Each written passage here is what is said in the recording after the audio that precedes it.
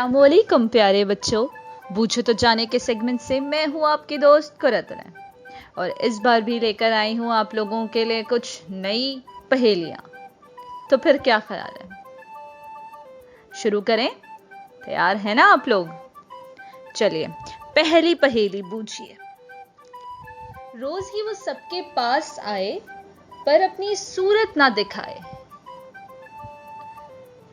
दूसरी पहेली। कड़वी डिबिया कड़वे दाने, खाली डिबिया फेंके दाने। हाँ जी, सोच लिए जवाब? चलिए तीसरी पहेली सुनिए।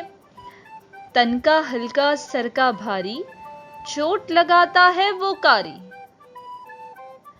ये पहेली बहुत आसान है। चौथी पहेली पूछिए।